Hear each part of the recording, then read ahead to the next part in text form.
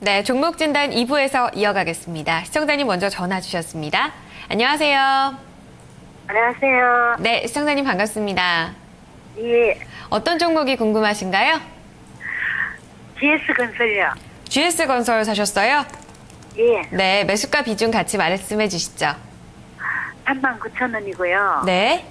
비중은 10%입니다. 네, 비중은 10%요. 예, 아, 네, 알겠습니다. 39,000원에 들어가셨다고요. 예. 알겠습니다. 시청자님 혹시 매수 시기가 최근이신 건가요? 오늘 오늘이요? 오늘 들어갔습니다. 예, 아, 그러셨어요.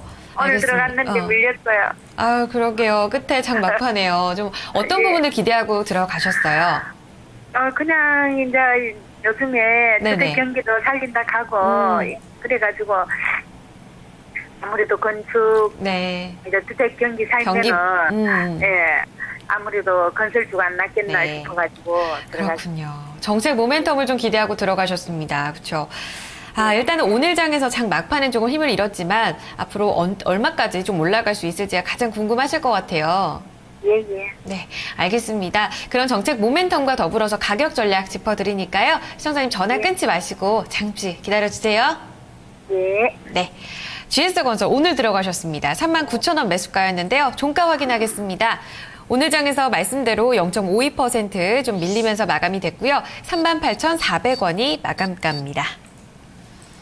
네, GS건설, 건설사에 대해서 꾸준히 얘기가 좀 나옵니다. 장영준 과장님, 얘기가 나왔던 부분이 바로 2기 그 내각 출범 관련해서 최경환 경제부총리가 출범하게 되면서 부동산 경기를 활성화시키겠다는 얘기가 나왔잖아요. 이런 이슈 측면도 시청자님 많이 궁금하실 것 같은데 먼저 GS건설 그 자체적으로 한번 분석을 좀 해보도록 하죠. 일단 대형 건설사다 이렇게 많은 분들 알고 계실 거예요. 실적부터 볼까요? 일단 실적을 말씀드리기 전에 시청자분이 정책적이나 아니면은 건설 경기에 대한 부동산 다시 경기가 좋아지는 걸로 보셨다면 접근 방법이 잘못됐어요. 이게 무슨 말이냐면 국내에 있는 대형 건설사들 지금 건축 사업, 그러니까 쉽게 말하면 아파트 건설로 돈을 벌었었는데 지금 그걸로 돈 못 벌어요. 그리고 실제 그걸로 뭐 역량을 집중해가지고 사업을 집중하거나 이러지도 않거든요. 해외 플랜트 쪽에서 엄청난 손실을 났는데 그동안 이익이 났을 거라고 생각했던 그 엄청난 수주에서 계속 손실이었거든요. 그러니까 저가 수주가 결과적으로는 됐었는데 이 사업 부분이 저가 수주가 마무리되고 이제 지금부터는 수익성 있는 사업 부분이 매출로 발생됐을 때 이게 수익성이 회복된다. 이렇게 접근을 하셔야지 GS건설이든 현대건설이든 삼성엔지니어링이든 대형 건설사를 국내 부동산 경기가 좋아지니까 얘네들을 산다?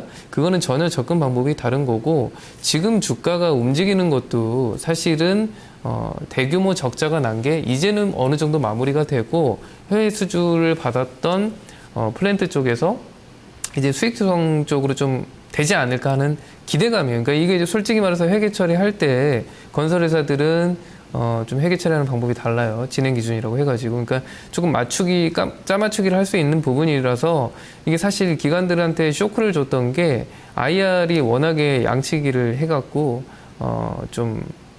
소위 말해서 시장에서 좀 버림을 받았다가 유상증자를 하고 나서 이제 재무가 안정이 됐고요. 해외 플랜트 쪽에서 좋아질 거라는 기대감이에요. 근데 이거는 솔직히 모르겠어요. 그 내용에 대해서 오늘은 좀 설명을 드릴 건데 일단 예상치 부분이니까요.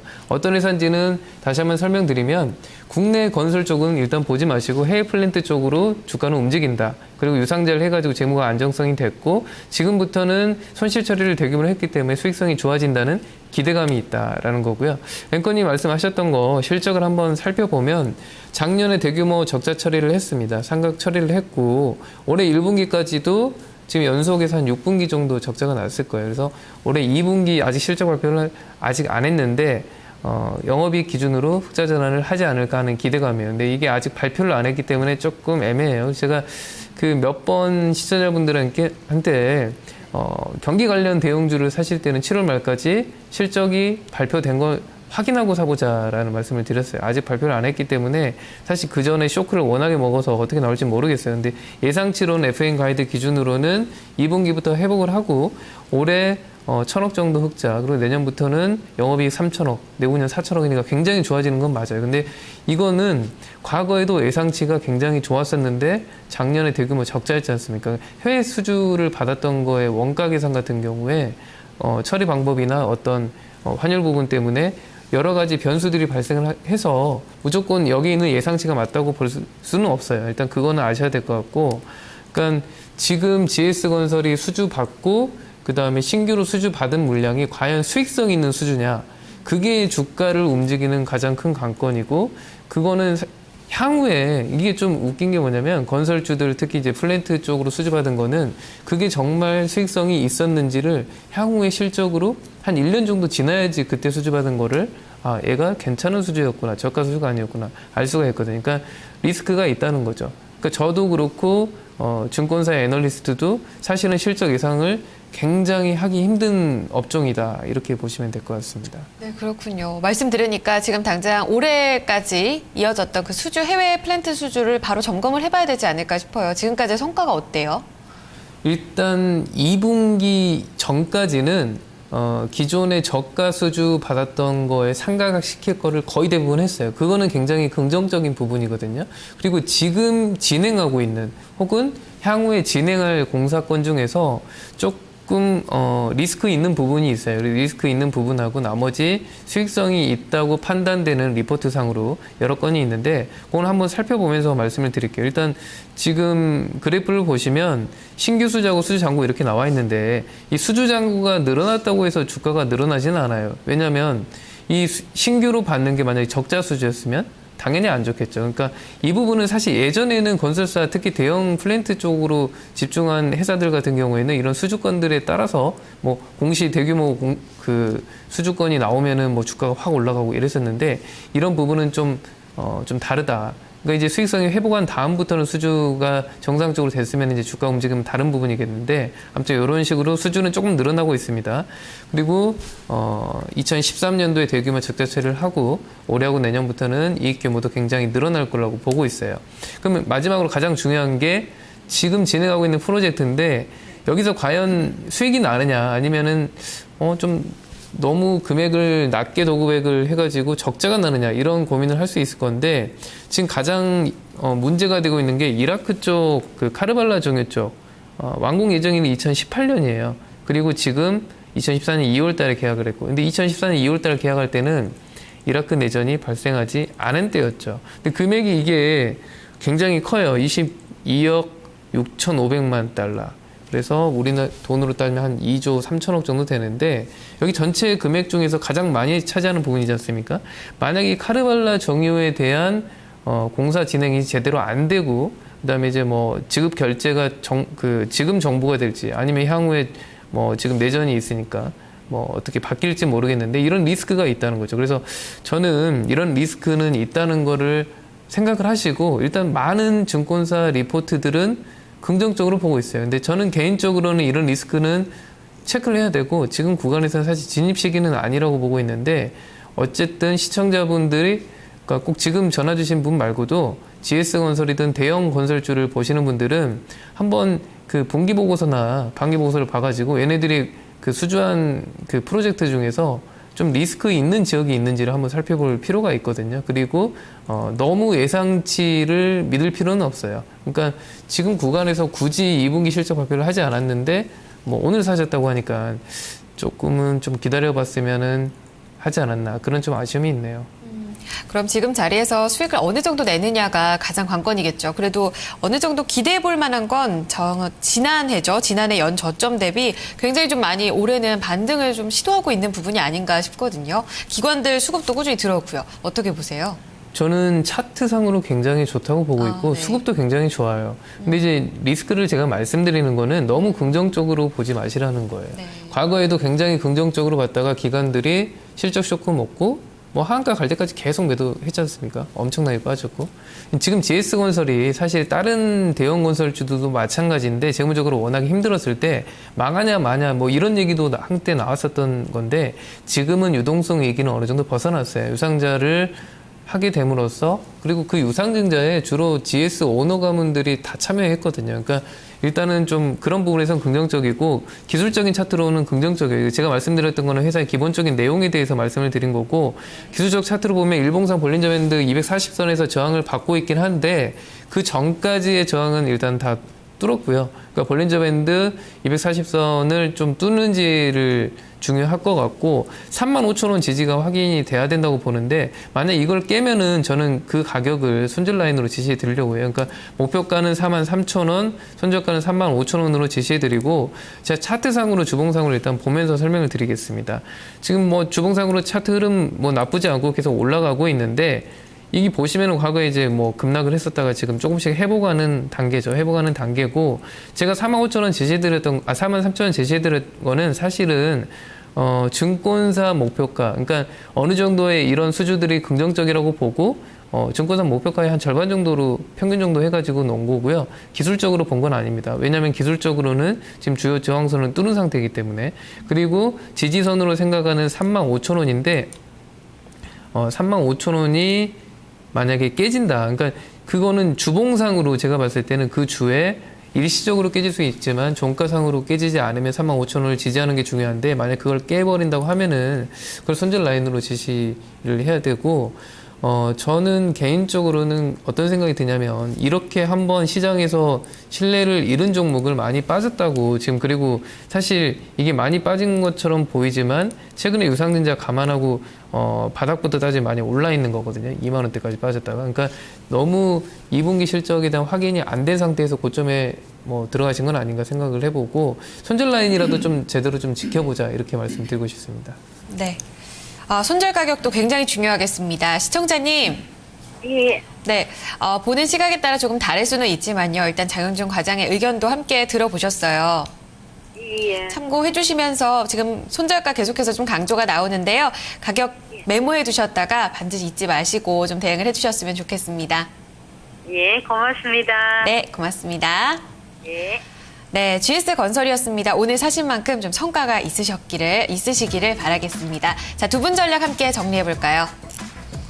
앞서 살펴보셨던 장영준 과장의 의견 보유입니다. 목표가 1차적으로 43,000원이고요. 손절가는 35,000원입니다.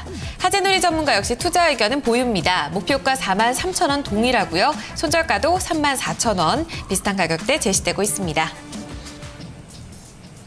네, 두 분의 의견이 또 이렇게 1, 2부 비슷하게 또 나오고 있습니다. 함께 메모해 두시면 더욱더 좋겠습니다. 자, 게시판으로 가보겠습니다. 이번에는 증권통으로 김학석이다 님께서 남겨주신 종목인데요.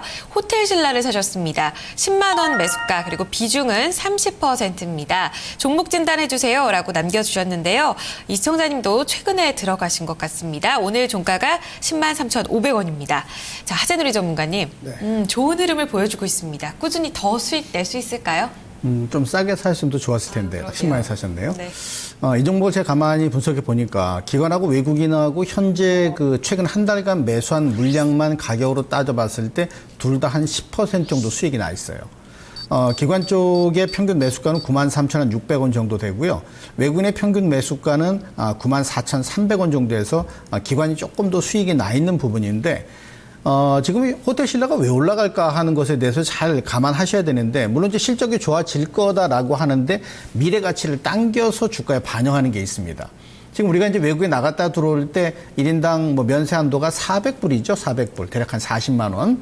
근데 그게 이제 600불로 해서 한 60만 원, 50% 늘어날 거다라고 하는 게 중요한 이슈 중에 하나거든요.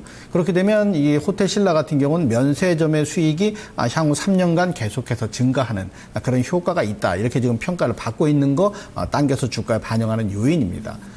최근에 매수하는 것들은 계속해서 진행이 되는데 어떤 종목이든 간에 개인의 신용이 많아서는 올라가기 어려운데 이 종목은 신용이 바닥이에요.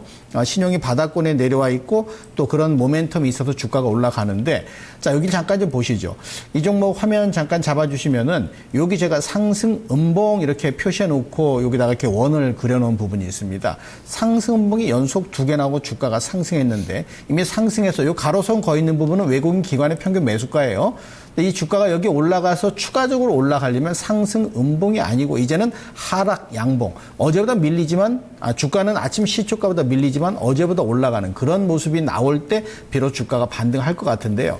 상승하는 종목이 기술적으로 조정을 받는 시점이 있습니다. 어디냐면 여기 지금 5일선과 21선의 이격하고 21선과 수급선의 이격이 대략 한 2배 정도 벌어져 있습니다. 그럼 단기선은 조정을 받아야 돼요.